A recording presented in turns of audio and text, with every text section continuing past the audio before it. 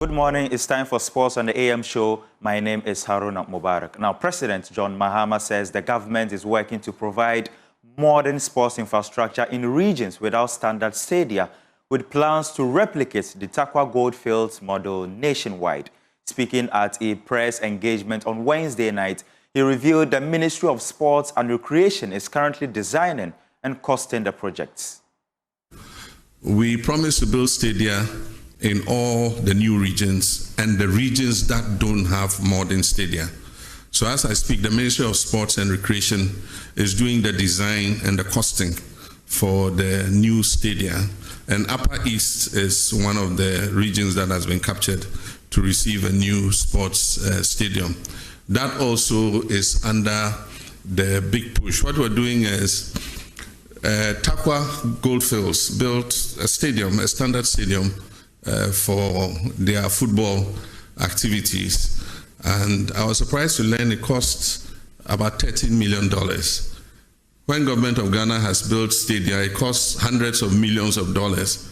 But for those of you who have gone to Tarkwa and see their stadium, there's a standard stadium, and I think it takes about 5,000 or more, or is it 10,000 people? And so if they could build it for 13 million, government too should be able to do same. So we've asked them to find out the architects, the designers, and everybody who did that stadium so that we can replicate it in our other regions that don't have a stadium.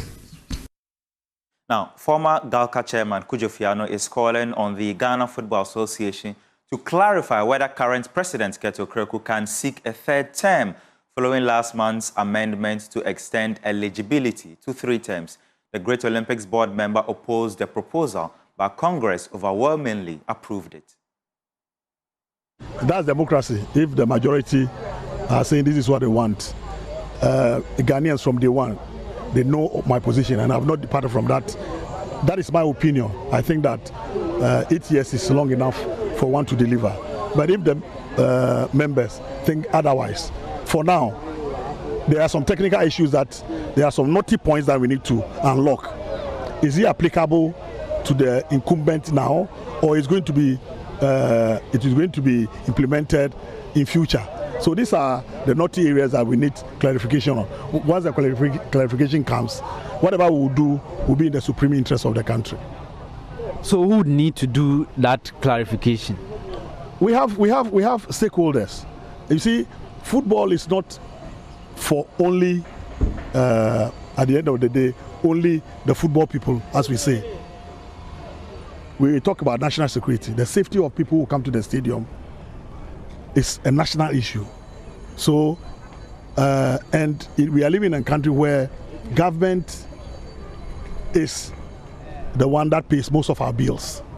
Okay, so they will have a say. They haven't spoken yet to say whether they are for it or they are not for it. If government speaks, it carries weight. So let's get there. Now the football people have taken it. They have the right to take that decision. But the implementation is something different. Let's wait until we get there. So would you call on government to make his stance known on this? Oh, I'm saying that they are aware. What the pros and the cons. What others were. Those who think alike. Those who think that the 8 years is enough. Those who think they need more years. When we start, it's just like reading a budget. The budget is out, it's accepted. But now we'll go into the nitty-gritties. That's why I'm saying there are some technicalities we need to look at. Is it immediate? Is it the incumbent who is going to benefit from it? Because if you remember at a point in time, he hadn't said he wanted to go 3 years, 3 terms. Even the GFA at a point in time denied that there was something like that on paper. So let's when we get to that bridge, we'll cross it. But people like Dr. Nyautamakulu said they will fight that. So if he were to take up this issue and was asking for support, would you back him? Tell him to count on me, that I'll support him whether rain or shine. Away from football, Team Ghana's 8th athlete contingent has arrived in Tokyo ahead of the World Athletics Championship, which begins this Saturday in the Japanese capital. Now, the team will participate in 5 events, including the men's 4x100 meters relay. Now, Joy Sports editor Fentio Tahiru Fentio has more. Ghana's 8 athletes will compete in 5 events. 4 of them will compete in 4 individual events. Abdurrashid Saminu, the individual 100-meter record holder in Ghana, he will compete in the 100 meters alongside the former record holder in the event, Benjamin Azamati. The 2 of them will test their mettle against the world's best, including the Olympic champion and defending champion Noah Lyles and Kishan Thompson.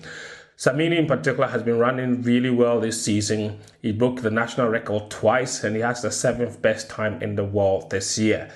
Azamati has also run consistently, took a season from the US off to Europe and run in a couple of Diamond League races, and he's had a lot of races under his legs and he should be going to Tokyo very ready. Ibrahim Husseini is going to run in the 200 meters as well. Alexa Mankwa is the record holder in the 800 meters. He will also participate in the event. It's the first time he's returning to the World Championships since 2022, when he was disqualified in very dramatic circumstances. Then you've got Rose Yeboah, the record holder in the women's high jump, who happens to be the only female on the team. She's had a moderately successful season in the NCAA. Last year, she won the competition and then went to the Olympic Games, didn't make the final. This year, she finished 2nd at the NCAA Championships, and she's been training a lot before this competition, so we'll see how she does. If all goes well, she's more than capable of making the final. The 4x100 meter relay team is where a lot of people have very high hopes for Ghana. At the Olympic Games last year, the baton change didn't go too well and the team didn't make the final. Before that, they had made the final of every single major global championships. So they will be looking to get back to that particular form here in Tokyo. And they have had about 10 days of pre-tournament camping in Texas, working on their baton changes and what have you. So a lot of work has gone into their preparations, and there will be hope that Joseph Paul-Amoa, who has been running in this team since 2019, Azamati as well, they will be key in helping Ghana make the final and at least compete for a place on the podium. The GOC, the Ministry of Youth and Sports, held a virtual meeting with the team to encourage them, but all of them are in Tokyo and fully ready for the competition, which starts on Saturday, September 13 and runs all the way to September 21. So it's all systems go in Tokyo, and Team Ghana is ready to lift the flag of Ghana high yet again. In Ghana, golf has long carried the tag of a men's sport, but a new wave of women are stepping onto the greens and rewriting the story. There's more in this special report.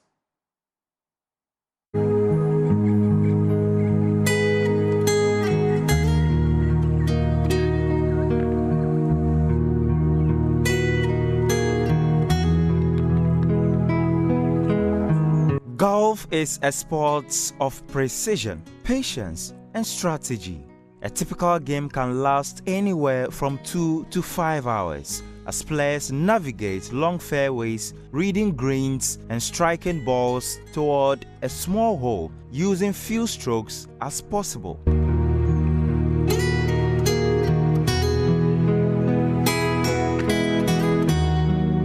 For years, golf in Ghana has carried the label of a gentleman's game. But at the heart of these lush greens, something different is happening.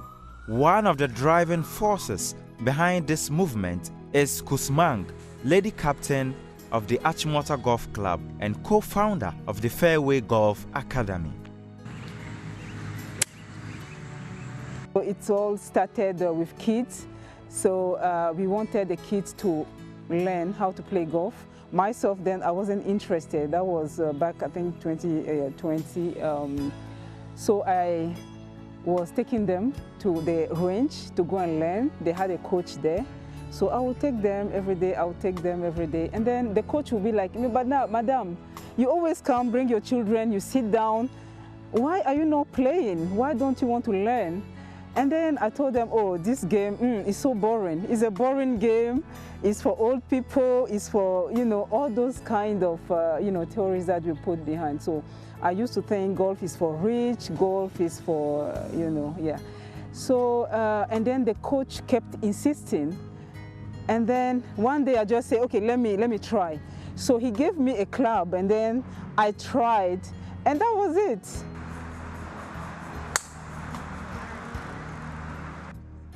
Kusmang only picked up golf in 2021, but today she plays with her husband and children and leads by example.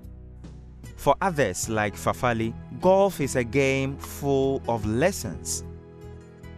I think for me, it calms me down. Like I like sports that calm me down. It looks simple, but it's a lot of mental, and then like because you do a lot of walking, also helps with your cardio and ability to like exercise. Yeah. So for me, it's more like a game that calms me down, and then you get to learn more about yourself as well. Because in every hole, it's a different challenge. So you get to learn more about. So you get to be patient with yourself, because every hole teaches you something, and it's not. You can play the same course every day, and every day your game is different.